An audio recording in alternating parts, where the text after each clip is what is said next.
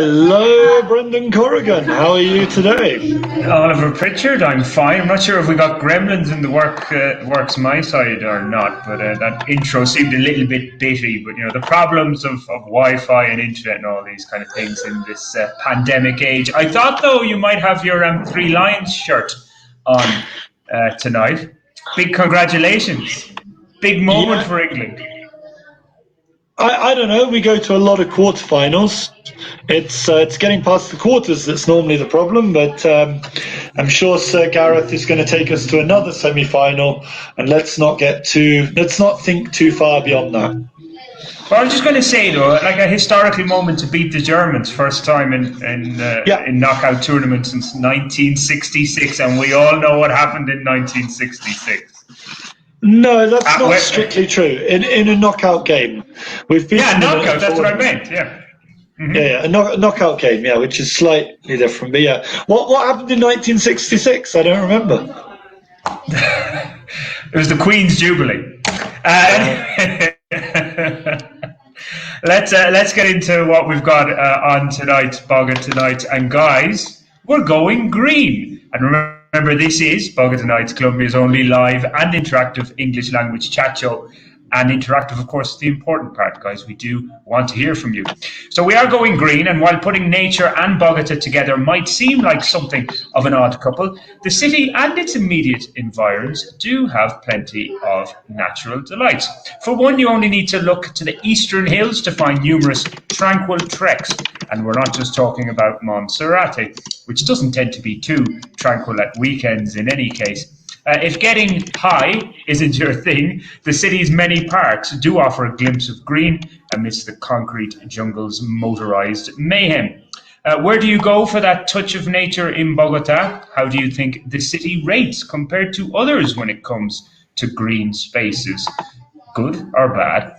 Send us your comments right now by using the live message facility, or if you're watching this recorded, you can get involved by commenting on where you're viewing or via the tweet, the handle being at Bogotá Post, everybody's favorite English language newspaper in Bogotá, in Colombia, exactly. And with the hashtag Bogotá Nights. This show is all about viewer interaction after all. Do get in touch with us.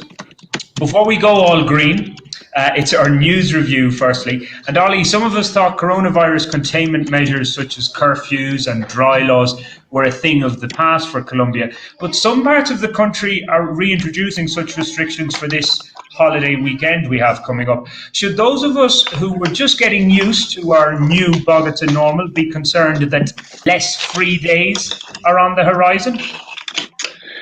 Fewer free days, I would say. Yes. So we've got Boyacá. Less free. Anyway, go on. I'll let you wear that. Oh, he saved himself well there. Boyacá, which obviously is the cultural hinterland of Bogotá, that's very much gone into toque de queda and ley seca, so the double whammy. And the toque de queda is quite early, I think, from 8 or 9 o'clock, which is quite a strict curfew compared to, of course, what we latterly saw just before lifting the restrictions in Colombia, in Bogotá.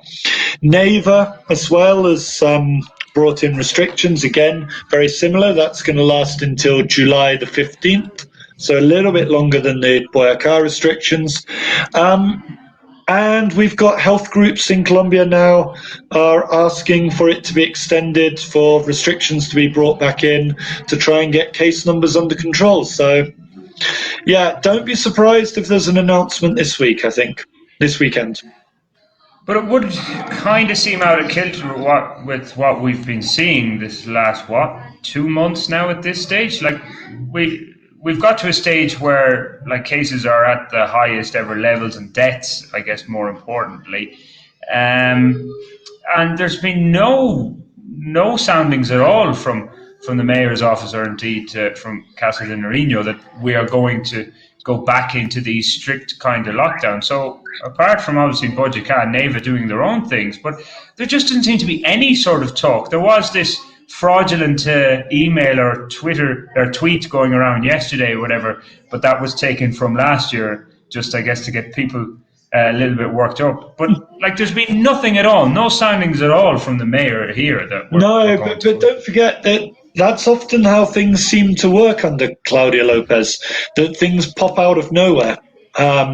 This wouldn't be the first time in the last year or so that we've had things thrust upon us, at the last minute. And I really wonder, Brendan, if there's a bit of a logic whereby she wants to get Pride out of the way. She wants to get the Colombia football match out of the way.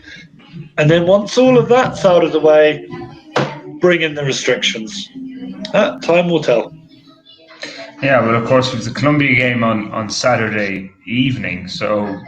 And I think it's probably in their head, Brendan, that, bars will be a little bit happier if they've had a good football weekend to sort of give them a little bit of money in the pocket. They'll be maybe less unhappy about being forced to close again, things like that. And of course, the other thing is that if you brought in restrictions tomorrow, how much would they be followed on Saturday and Sunday as people pour out to watch the football, pour out to watch, to participate in the Pride March? Oh, the Pride March is this Sunday, is it? It is, yeah. Yeah, okay. Well, that's the thing. I personally, you can never, it's kind of a case of expect the unexpected, or, well, we're kind of obviously thinking that it might happen, but I just, at this stage, I can't see it. It just seems that everyone kind of seems to be getting on with business, bar the schools, of course, and the universities. That's still very much doing things virtually, for most of them anyway, from what I can see. But outside of that, just people are going about their business. They're socializing at the weekends, trying to follow the new protocols or whatever. But to go back into some sort of strict lockdown, I just don't think people would stand for it at this stage. I don't know. Like, if you were a betting man, where would your money lie? That we're just going to continue as is, or we will see something?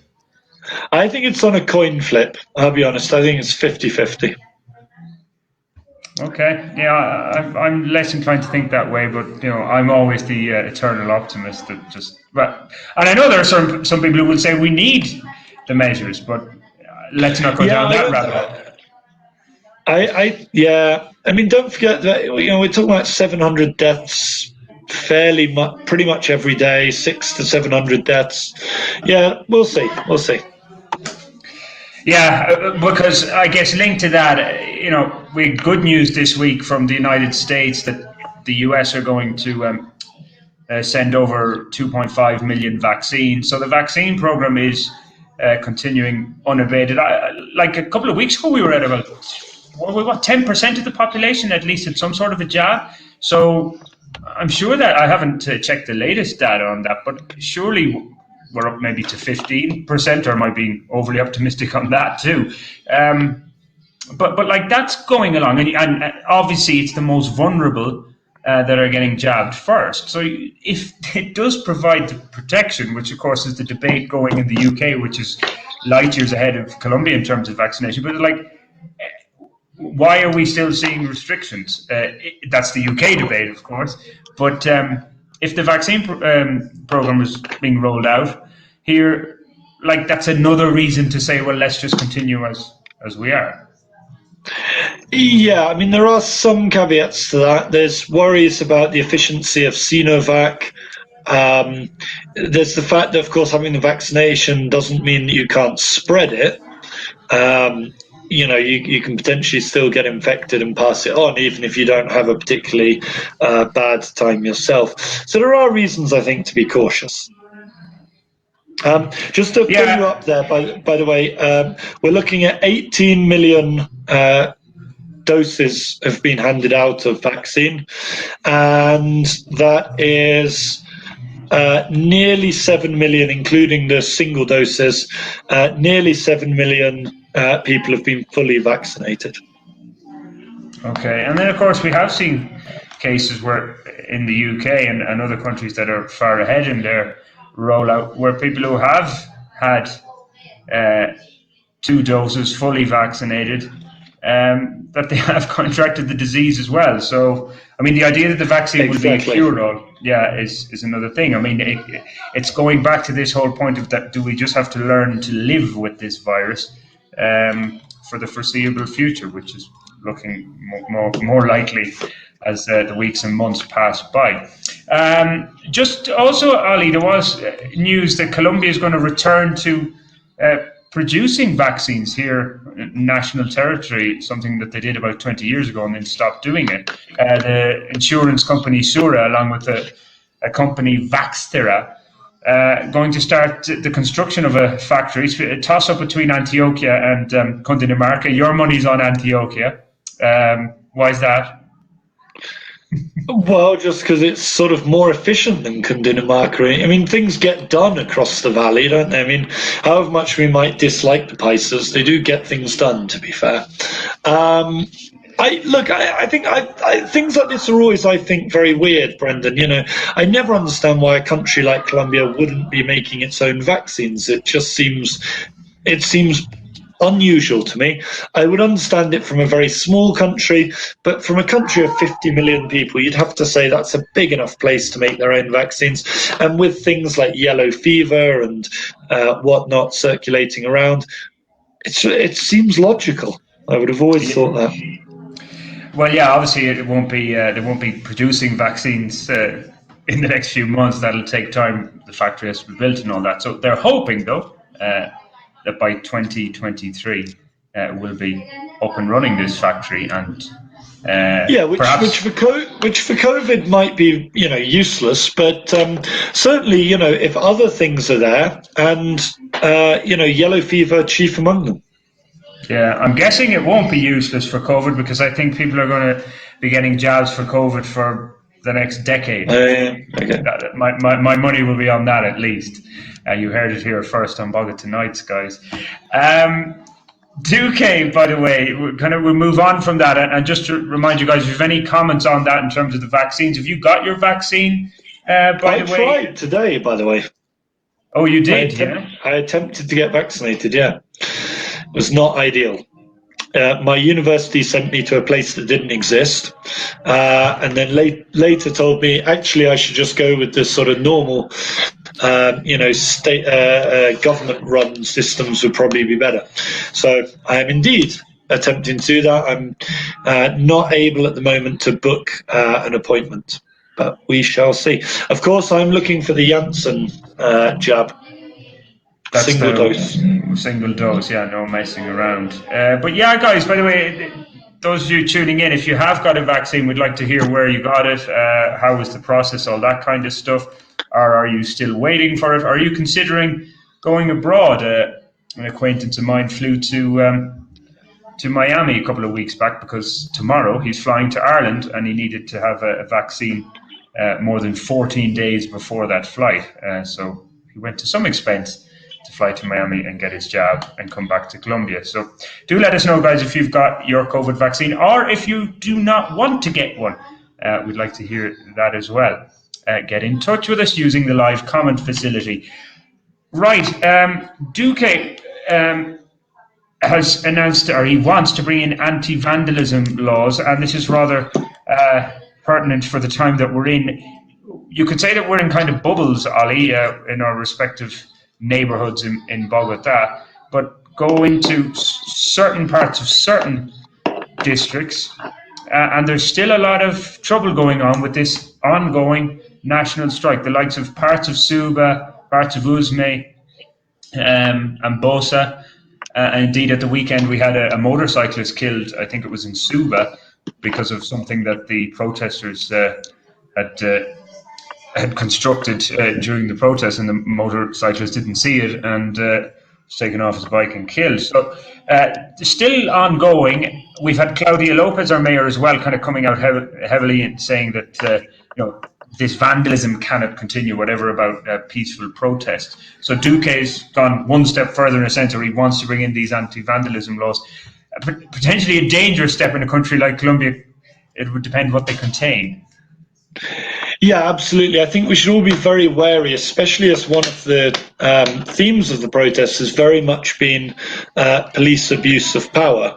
and overstepping their boundaries and crossing the line on many things. So to be, the problem with anti-vandalism and anti-protest laws is that they usually serve as kind of a catch-all excuse law, in the same way that loitering in the UK is basically used as a "we want you to go away" sort of crime. And yeah, I'd be a bit careful about that. There'll start to be questions about what is or isn't a protest, what is or isn't vandalism. You'd expect to see a lot of people caught up in the dragnet of this. You'd expect there to be kind of clauses to protect police abuse. Very dodgy. I don't think this doesn't look good at all, I don't think. Yeah, well, talking about something that doesn't look good, Duque's popularity doesn't look good at all. But before we get on to that, I just want to mention Claudia Lopez, because her office, but not her specifically, she didn't meet with the Primera Linea, this kind of first line of protesters. Apparently, she didn't meet with them because she said there was no guarantees that they would stop the protests. So she's obviously looking for them to call a halt to proceedings, while I guess maybe the city takes a bit of a respite from all the damage that's happening in those specific areas. Yeah, I think she wants a political win, Brendan. She wants them to announce a ceasefire so that she can look strong, the person who's negotiating with them, and they're not playing ball with her. I think it's interesting, she's on the one hand complaining about vandalism, and on the other hand, she's kind of saying, oh yeah, I'm going to go and talk to them and listen to their points of view. So she's saying, please don't vandalize stuff, it's pointless. But then also saying, because you've been vandalizing stuff, I'm going to listen to you. So she can't have it both ways. But yeah, so just to go back then to what I alluded to Duque's popularity, basically on the floor. The man could probably give everybody 5 million pesos now and still probably wouldn't make much of a difference. Yeah, I was going to say, he could give a puppy to every household, He could be running into burning buildings to rescue cute kittens and baby children, humans. And, yeah, I don't think it would help at this point. It's like an 8-year-old in the middle of a birthday party that's been attended by all his family that don't know who he is and don't like him and think he's spoiled. He's just in the middle of this playing with his toys, and everybody else is just getting on with everything else around him. He's absolutely an irrelevance. If the Colombian elections could be called early, they would be. Yeah, and again, that's, I guess, the problem with having a fixed-term president. We just got to see it out unless something absolutely dramatic or unconstitutional or whatever happens. In fairness, though, and I know we were just mentioning this in kind of WhatsApp messages, but I just want to bring it in. Like, he did come out with some very strong words, and words I think that will resonate with lots of people, with this terrible news about 14 underage girls being violated, molested, in sexually abused in under the care of the state, or at least under the care of authorities in Medellin. And he came out with words, I'll use the Spanish because the way I would translate it, but bestias malnacidas, effectively beastly bastards, and that he said that people, most Colombians would have absolutely no problem to see these people rot in a Colombian jail. Again, I think most people will agree with him on that, because of course he's looking for a lifelong sentence for those found guilty of sexual abuse. Look, no one is ever going to come out and say I support paedophilia. So in that respect, it's an obvious stance. You say, I agree. It's perhaps a little more strident than you would expect the president of the republic to say. They normally talk in politician language. But yeah, this is hardly an unusual position for him to be taking. And, I think big questions have to be asked as well about, when you're the person who's in charge of running the government under which this has happened, doesn't look great. Yeah, I don't have. Incidentally, let us be under no illusions here. The scale of sexual abuse as a problem in Colombia is incredibly high, and it's just not reported, and it's ignored, and it's swept away under carpets. There are serious problems here, and this is very much the tip of the iceberg, I suspect. Yeah, and as happens in a lot of cases of sexual abuse, it's by family members as well, and with very strong family ties here, I guess it's that issue of nobody will report it, or there's a great reluctance to report any incidents of sexual abuse, especially as I said. There's a great piece of graffiti in the Parque Nacional, which I walk past every day, more or less, and it just says, stepfathers, uncles, cousins, brothers, they rape as well. Yeah, exactly. Well, anyway, we'll move on to matters more light, I guess, in this context, and sport. Ollie, we do have. Are we not going to take this comment, Brendan? Dr. Kudera's herbal medicine. Okay, there's a lot in it. I'll have to quickly. I'm hoping you don't have herpes. But if anybody's trying to, solve either herpes or diabetes, why not try Dr. Kudera? I'm sure that's completely above board. Well, semi-linked to that, I did have a test for HIV and hepatitis C, a free test outside Portal Norte on Tuesday, and got myself a little goodie bag of what to me was almost a lifetime supply of condoms and some antibacterial gel and about 10 face masks, tapabocas. So lovely little goodie bag. And happy to say that came back negative for HIV. I think I have to wait 6 months to get the result for hepatitis C. But anyway, there you go, those free tests. But yeah, thanks, Sahid, for that interesting message. All the details are on the screen, guys, if you want to find out more about that. But sport, Holly, we mentioned Saturday. We now know who Colombia is going to play in the quarterfinals of the Copa America, and it is Uruguay. I was going to say an old foe, but not really. Nothing like Brazil in many ways. And it's kind of, in the last few years, it's been 50-50 between Uruguay and Colombia. You would say they have a relatively decent chance of getting to the semi-finals. Potential clash with Argentina if Argentina overcomes Ecuador.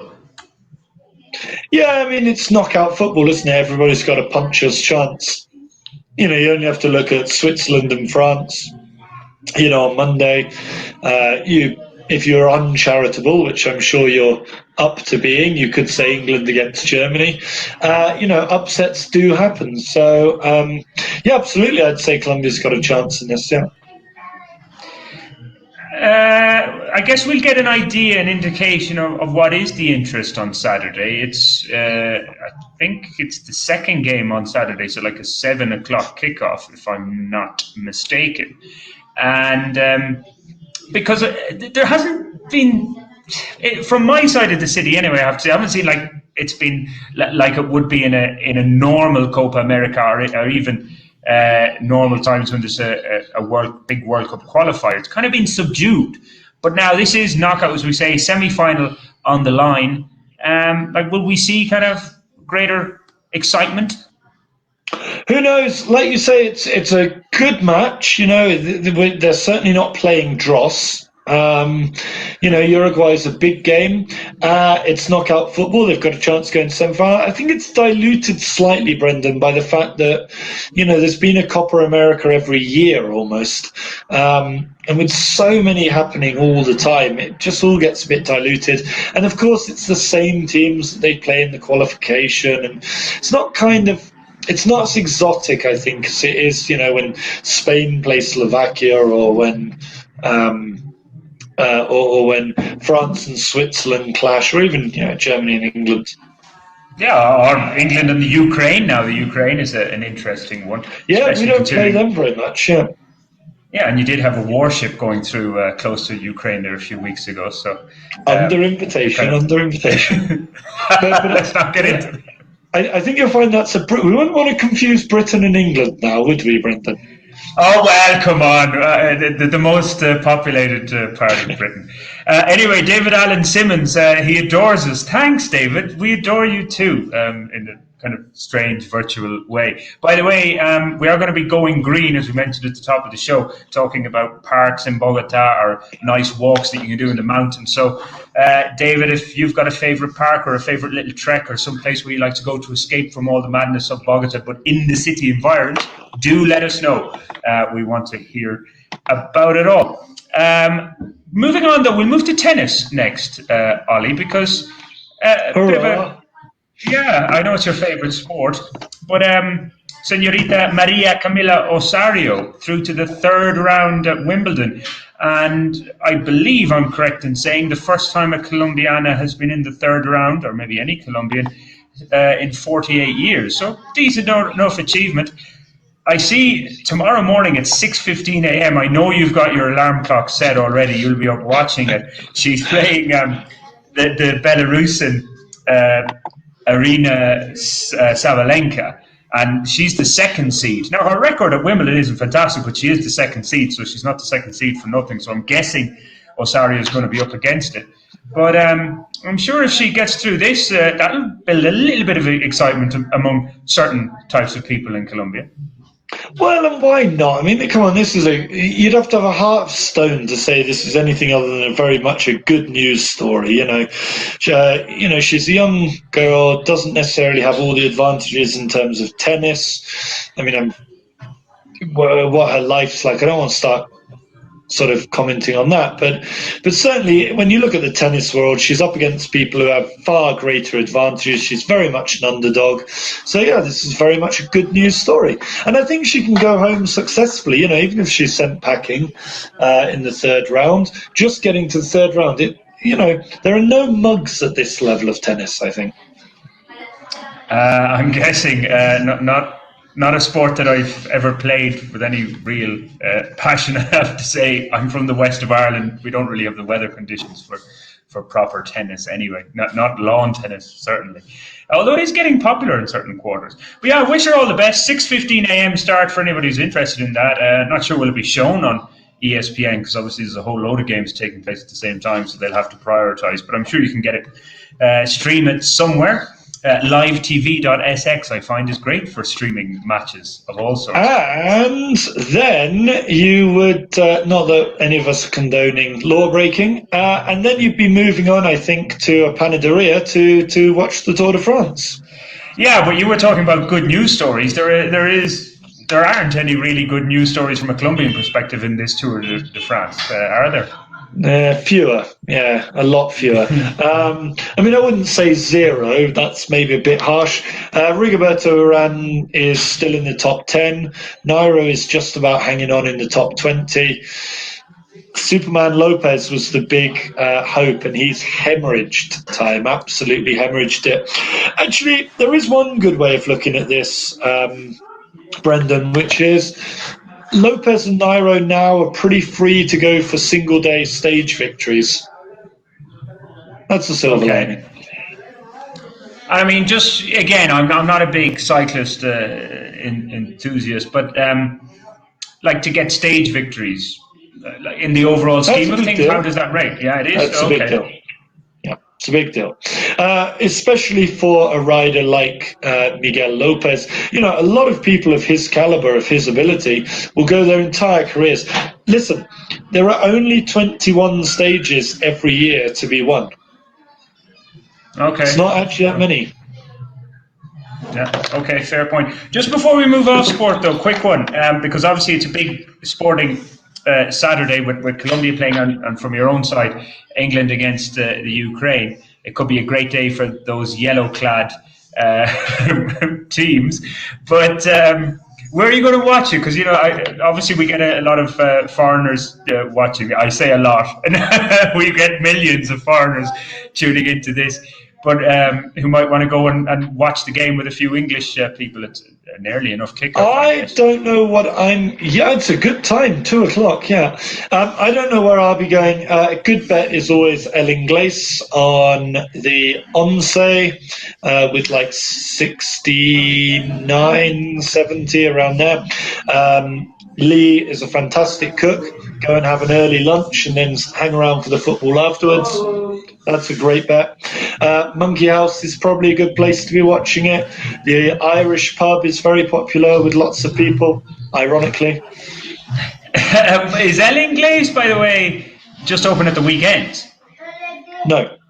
Oh, it's just because the reason I asked that is I saw that a guy who kind of always posts about when England are playing in big games, and he had mentioned El Inglés for the game against Scotland, but then the Germany game, he had said, we're going to meet at the Irish pub in Zona Day. So I was kind of wondering why the change of venue. But anyway. No, I just think people move about a bit. Okay.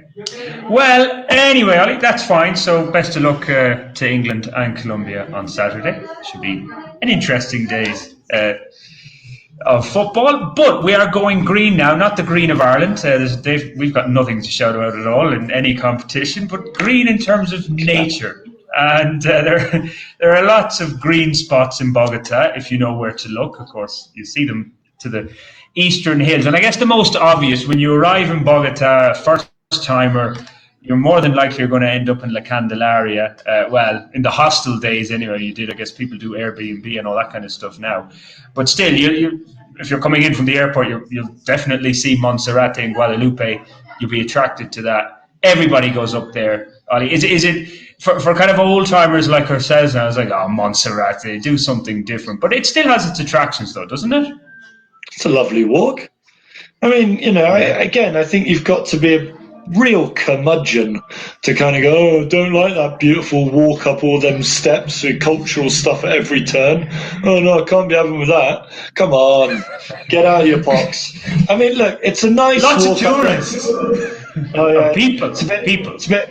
It's a bit overplayed. I want to do a more hipster thing like go to Guadalupe. And yeah, okay, that's fine. That's fair enough. And I would say that at weekends, Monserrate can be a bit of a chore, but it's still a lovely walk. And actually, I'd say, the hills in general are just lovely. I mean, it's funny when people say that Monserrate is a very dominant view. I don't really notice Monserrate, I have to be honest. What I really always, apart from at Christmas time when it's properly lit up, what I really notice is just the hills in general. I mean, I've always got that vista of green. Wherever I am, I always go, which way is east? Come, there it is. There's one thing about the hills, and I've noticed this even more so down in the centre. Maybe it's something, Ollie, they're coming for you. Head down, do a runner. Anyway, we'll let that siren go by. The police will be knocking at the door in a second. No, but especially in the centre, because up here I don't notice it as much, but when you're away, you get like maybe 30, 40 blocks away from the mountains. And at sunset, they shut up and almost, when there is, like when it's not cloudy and raining, it almost looks surreal. It looks like almost Lego. It doesn't look that it's fascinating. Especially, as I said, in the centre, because I've noticed that when I've been in Barrio Santa Isabel, around the Trenta, the Primero de Mayo, around there. And they just look splendid. They're just so They really enticing. do, don't they? They kind of burst into fire almost when the sort of sun starts hitting them at that angle. Yeah, absolutely spectacular. I think the light in general in Colombia is just absolutely top class. I love as well looking at the hills, when they've got a little bit of fog on the top, especially in the morning. It's a little bit of mist, a little bit of fog up at the top. Very evocative. Yeah, it's almost like a little scarf just nestling on top of the... Yeah, very much so, like yeah. One thing about Monserrate there, what's the myth or the old wives' tale that if you go up there with your partner or something, or you'll never get married. Yeah. Or you'll break up also. Did I hear that one? That'll be the end of it. I suspect in the old days, not getting married probably was synonymous with breaking up. I get, yeah, they maybe have to adjust that saying for the 21st century. You mentioned Guadalupe, and I've only gone by it. I've never actually walked up to it, because I remember in the days I lived in the centre, people used to say, "Oh, it's very dangerous." Like these days, I'm guessing I wouldn't be as that concerned taking a wander up on my own. But you've cycled, like, it's a good cycle path up there. Oh yes, very much. Yeah, no, lovely. And again, did have a bit of a reputation for dangerousness, but that's really, I think, dropped off quite a lot. It's a lot less. It's a lot better protected than it used to be. Has much less of a reputation for violence, and certainly on a Sunday, you'd be rock solid. There's police all the way up on Sundays, and the final stretch. If you're lazy, take a bus up to the down the Churchy Road and just hop off at the turning for Guadalupe and walk the final, couple of kilometers. It is pretty much straight up though. Yeah, a decent workout. Well, speaking of kind of potentially dangerous walks, and this side of the city, as some people may know, way up the north on 183, and the Barrio El Codito. If you go up there, like about 183, there are steps that you can walk up, and you go through Codito itself. Some people would say a dodgy barrio. I mean, I just find it a normal working class barrio with lots of people going about their business. I've never felt untoward, or I felt anything untoward there, or felt kind of that people were watching me. But you get up past El Codito and then walk on the road that would bring you to La Calera. Some people who are teachers here probably may know the George Washington School, which is on the way to La Calera, on that route to La Calera, following the 183, which then turns into the municipality of La Calera, whatever the road is called then. But if you go off at, it's a place called La Capilla, walk into La Capilla, and then there's a route where you walk, brings you along the mountain ridge to El Barrio Santa Cecilia. Other people might know it as the Butterfly Barrio, the barrio that when you see it from a distance looks, with all the coloured houses, looks like a butterfly. And you can then walk down Santa Cecilia. And like, in fairness, I'm not sure was it Peñalosa or this mayor, but it's all signposted now in Santa Cecilia as, a tourist attraction, and they've got all signposts talking about the barrio and things like that, all different signs up. And then you can walk down the barrio and it brings you out a roundabout at Hospital Simón Bolívar. But if you continue on that route, you can actually get to the Embalse San Rafael, or the San Rafael Reservoir.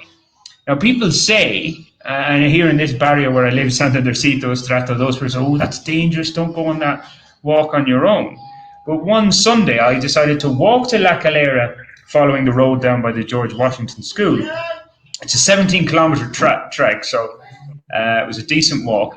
Got to La Calera and then walked to the Reservoir San Rafael, and then kind of accidentally on purpose found myself on the route back to take that trek, because it's not a road. When you walk to La Calera, the way I walked to La Calera, it's a road to, there's traffic and stuff, although it's not that busy. But then this is just completely just a walking trek. And anyway, I decided, right, I've gone this far, let's continue. But I met hardly anybody. Now, in itself, that could be dangerous because you're very isolated and exposed if anything did happen. But you get a very high point where you get a wonderful view of the whole of Bogotá, really. And then, you just walk along, and you can either go down Barrio Santa Cecilia, or, as I did, continue on to La Capilla and then on to Codito. It was a long, I was on foot for about 6.5, 7 hours that day. So it was a long walk. But it was a Sunday too. And as you mentioned with Guadalupe, doing these things at weekends when cyclists might be out and other walkers is probably better than doing it on a Monday, Tuesday, or a Wednesday, I'm guessing. Yeah, I mean, and sort of, people, potential attackers might be sleeping off a hangover. I mean, I know that sounds trite, but that is how these things work. Yeah, I mean, actually, I'd say all over the hills, there are some pretty spectacular places to go walking. Some of which are more signposted, as you say, and some of which are sort of less. Yeah, well, of course, in the middle of all that, so we've talked kind of about the two extremes without going down into the south of the city. But in around the Chapinero, where a lot of foreigners live, of course, you've got Las Delicias and the Cabrera La Vieja. Now, they seem subject to strange opening times, or they certainly did. Yeah, I would definitely say you want to check before heading out for either of those. The last I saw, they were limited, so you need to go to the Aqueducto website and register there to go up to control numbers. Okay. I mean, the time, it's a few years ago when I went up, I can't remember, was it Las Delicias or La Vieja? But it was just a case that you had to really, you couldn't leave it any later than like 8 o'clock to get up and get down again, because they close it. They close it at 12 or something. Last time I was up there was like 2017, something like that. And certainly then, going up and down was a case of, well, you need to go up with the police. Oh, yeah? Oh, yeah, very much, yeah. Okay, because I think it was 2016 I did it, but... Well, not go up with the police, but like you need to be up early so that the police are at the bottom. So they didn't close it as such; they just took away the police. Okay. Which is, it's a kind of a shame with a lot of these things, because there are so many of them, like that. Oh yeah, absolutely. I love. Yeah. And the problem is with me, kind of joking about Monserrate, that there are just too many people, especially at the weekends or whatever. Like I do like to kind of get away and just have places to myself or whatever, as much as I can. But you just don't know with some of these treks and hillside lookouts in Bogotá, just who might be lurking around a few trees or whatever, or lurking in the bushes, as they say. Now, I will... and I must mention, in terms of getting something that feels like it's kind of you're on your own, that it's isolated, but yet 100% safe, if anything is 100% safe, but it certainly seems very, very safe, is the hill to the west. It's a small hill, like I'd say it goes no higher than 150 meters, of what's it called, Cerro de la Conejera. So it's you follow the 187 if you're around about Centro Comercial Santa Fe, and just follow the 187 as far as it goes. And it's a road still in construction, so it goes as far as cars can take it, and then you just have the road all to yourself. A lot of roller skaters use it for training, it seems. And you just keep following it as far as you can go, and then you just walk up to the Naval Club Antares, Club Naval Antares. A lot of cyclists use it as a bit of a workout too. But then I discovered there's a little walk as you're going up, about 100 meters down from the entrance to the Naval Club, and you can't go any further than the Naval Club. So just normally the cyclists go up and then just go down again, and go up and go down. But you just walk off into the bushes, and yeah, you can kind of go on a bit of a wander. Now I've always done this walk for some strange reason. I do it on Fridays after my Bogotá Nights, and there's never anyone around. Like it could be a perfect place, maybe to have a little picnic if you went up there with your partner or something. Just nice, there's no one around, and you can get a view then when you walk far enough of the other side of Cota and all of that, and the kind of plain lands, the marshlands that stretch out leading out to Cota. So I really like that, because it did feel like I was just completely on my own, at one with nature. Brendan hugging trees and stuff like that. It was nice, though, I have to say.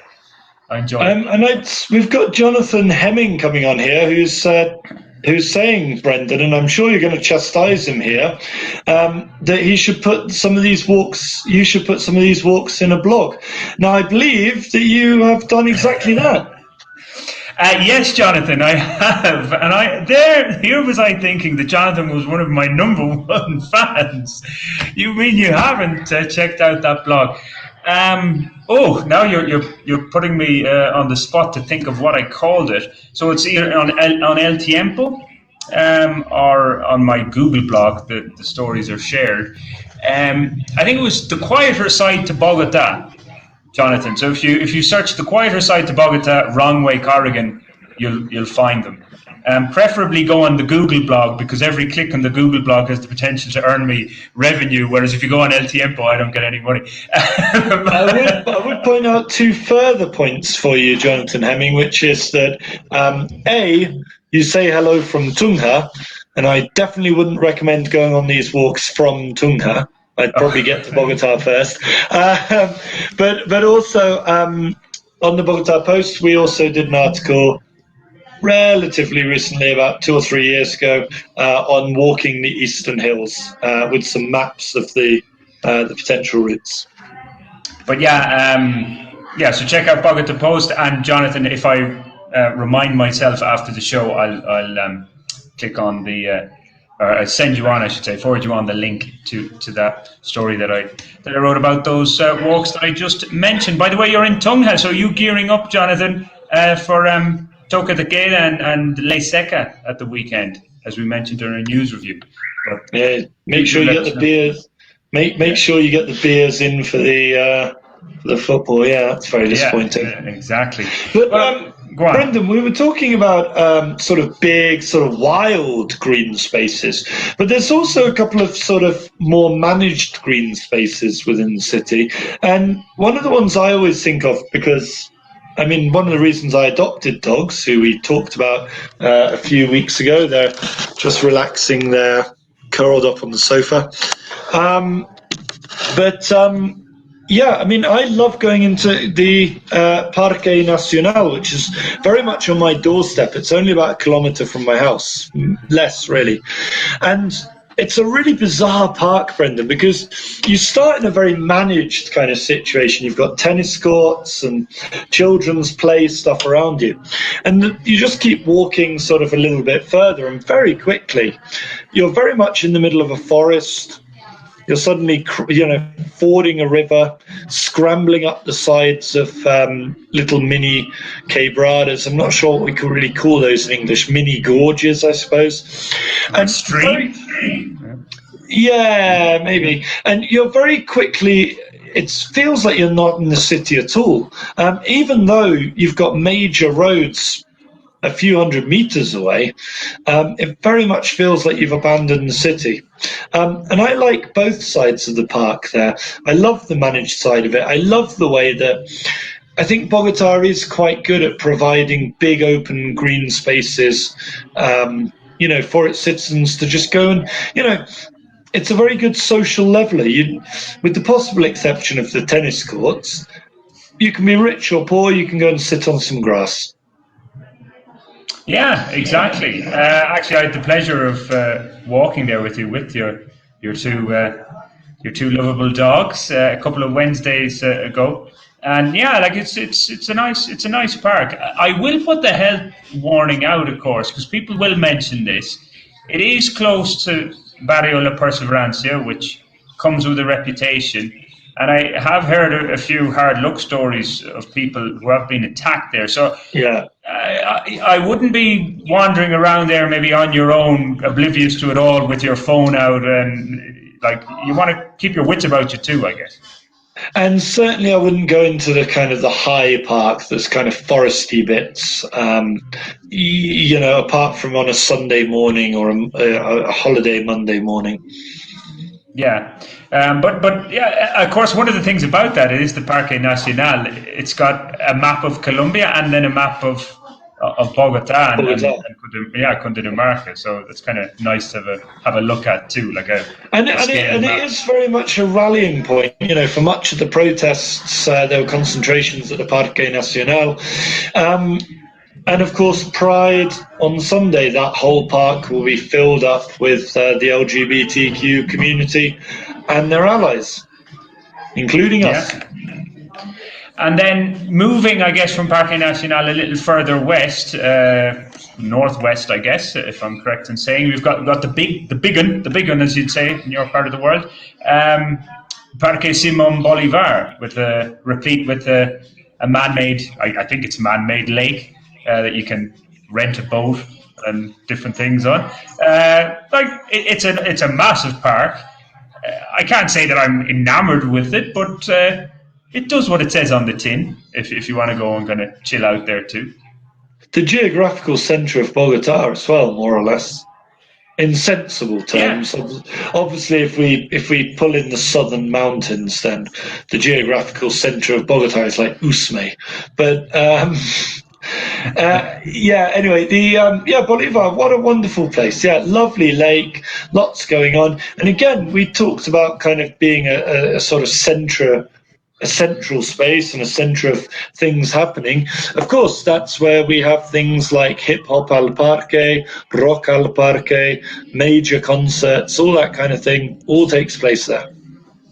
Okay, we've mentioned two well-known big parks. There is one I have to mention, and I don't have its name. Shame on me. I didn't do my research tonight. Terrible, but people will be able to check this out. It's Bosque Izquierda de la Macarena, right kind of on that borderline, near the, I think it's the Belgian embassy. There's an embassy anyway there. I have a feeling it's the Belgian embassy. And there's these lovely iron gates going into it. You think, look, you're walking into somebody's garden. The first time somebody told me, oh, that's a public park, I go, get away, I'm going into somebody's garden here. It's a tiny little park, and it's kind of tiered because it's on the hill. But yeah, small but very calm. Obviously, people go there to smoke their joints, as they do in many parks. But I just like to, when I used to live around that neck of the woods, you'd sit in there, especially like in the afternoon when the sun would be going down the west, obviously, and you'd read a book or whatever the name of the park is. I can't remember, but it's like there would be Carrera Quarta, so yeah, like four or five. Four. Yeah, just entering into La Macarena, and these kind of little gates going into it. But a beautiful little park. I don't know if you've any kind of hidden little gems like that, small things. Well, David Allen Simmons here in the comments is recommending Parque del Chico, which we mentioned yesterday in the build-up. I'd forgotten about the double-decker bus. Yes, there's a British bus in there, a London bus, for reasons unknown. Oh, yeah? I strongly recommend not going to the little sort of museum thing that they have in there. It's very, it's very regimented and controlled. You have to be walked around, and they insist on telling you the things you want to look at and not just letting you get on with it yourself. But it's a lovely venue, and in fact, that's where a lot of the city's biggest beer festivals take place, up at the Parque del Chico. Okay. Well, you've disappointed me there, though, David, because I was hoping if it's an English, a London double-decker bus, that it wouldn't be coffee and croissant, but tea and crumpets. Now, that would be delightful. All right, Brexit, Brendan. We're allowed to eat croissants in London as well, I'd love a crumpet. I'm just thinking of crumpets now. Marks and Spencer's crumpets. London voted Remain. They're allowed to have sushi and croissants. No, stick to the crumpets, I say. Tea and crumpets, all the way. Wait, I am a massive fan of crumpets. If I could, in fact, actually, let's send that a thing. If anyone knows where to get crumpets in Bogotá, I am well up for getting some crumpets, because they're a real pain to make in the house, and I love them. I will settle for pikelets. Okay, well now you're showing your knowledge, or you're exposing me as a fraud. I just know the crumpets. What's the other thing? Pikelets? Yeah, they're kind of like a thin crumpet. Oh, okay, yeah. Doesn't sound as good. They don't rise together in the same thing. But what about, Brendan, you're mentioning the small little parks there, and I think those little pocket parks of Bogotá are fantastic stuff. I mean, look, a lot of people criticize Bogotá for not having green open space. And, coming from a city like Bristol, where we have wild space in the middle of the city, having lived in cities like London, where there's loads, London's technically a forest if you go by tree density per square kilometre. But then also having lived in a city like Tokyo, where frankly Bogotá is much better than Tokyo in terms of green open spaces. And yeah, I think it's lovely that so many barrios have a little green space where there's at least some greenery, some trees. Okay, it's not as much as Medellin or Bucaramanga, but it's there. And it functions well, I think. Yeah, and as you say, there are so many of them. Like at least you can call it tokenism, but if you've children, you generally get slides and a swing and things like that. So it caters for children. And now it seems to be pretty much every small park has the exercise machines. Now, the one thing that Bogota doesn't seem to have as much as I noticed in Medellin and in Cali and other, we'll say, hotter cities, were what I call the ghetto gym parks, where they'd have a section of the park with actual weights made out of concrete and different things, and all tied down with wire cables so nobody could come and nick them. But you'd have like guys there working out at all hours. And now I never understand the point of tying down stupidly heavy things like that. Somebody's not going to walk off with them, are they? Oh, well, I wouldn't mind walking off with a few dumbbells. Could come in handy at the house. So, I suppose the smaller dumbbells, yeah, okay. Yeah. I used to go to a pub in London that had a pair of antique bronze divers boots, from the old things. And they were tied down by chicken wire. And I always used to think, these things weigh like, 50 pounds each. Why on earth are they bothering who's going to walk off with them? Indeed. Well, one thing that isn't tied down, and they do have them in the parks around me here, in a couple of the parks, just use tires that they again use for exercise. Lifting them up, and you can roll them. So. Well, you can roll them, of course, yeah, but you know what I mean for the exercise, using them, flipping them over, good for the back of the legs and all that. But yeah, so the ghetto gyms, they're kind of growing. Are of course. The exercise machines. Have you used any of those exercise machines? Not your thing. No, and I would encourage people to use the adult exercise machines, please. Not go. There's a bit of a trend where I live for people to go and use the kids' equipment. When the kids aren't using it, which I don't really like, and I would prefer people didn't use the children's equipment because it might not be designed for adult weights to be hanging off it. Yeah, exactly. One we didn't mention, maybe a little more exclusive, El Country. Now, part of it is private, but there is an actual public part to El Country. One of those places that used to really annoy me when I was still unfamiliar with that side of the city. I'd be going, I have a class at 120, and my next class is 140. Yeah, and then you have to walk all the way around. It's like, didn't know this. Yeah. But of course, you've got two golf courses in El Country, the private part, which I had the pleasure of going into because an Irishman manages the golf courses. That's how I got in. I haven't paid the $250,000 annual subscription fee. Not yet, Ollie. I'm thinking about it. But there is next to it, though, just on the eastern side, there is now a public park next to El Country. So that caters for the leafier suburbs of... and actually, Brendan, as we're coming to the end, we also haven't mentioned the humedales, the botanical gardens, the Quinta de Bogotá, the vertical gardens. There's so much in this city if you know where you're looking. Well, the botanical gardens, that's the one that kind of piques my interest. Because I haven't been, and you were saying, Brendan, go, yeah, you lazy such and such. Yeah, go. So, well, tell me where it is, because I don't even know where it is. Oh, it's kind of like often to the side of Bolivar, like the Salitre kind of Palacio de Deportes. Just keep going up the road there. Okay. And by the way, just to finish on a perhaps not a great note to finish on, a bit of a macabre note or whatever, but if I used to have a class.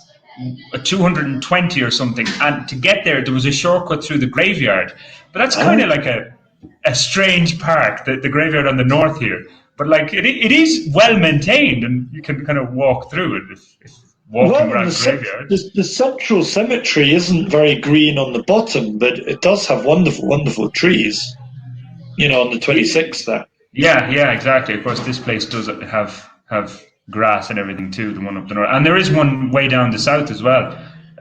When you're leaving Bogota, I can't remember if it's Soacha or Usme. But anyway, guys, we've only scratched the surface But As hopefully, usual. given you some ideas to enjoy the greenery of Bogota And and the lovely let's hope treks. some of those ideas. Let's hope they flower. Anyway, Yes, indeed. time up.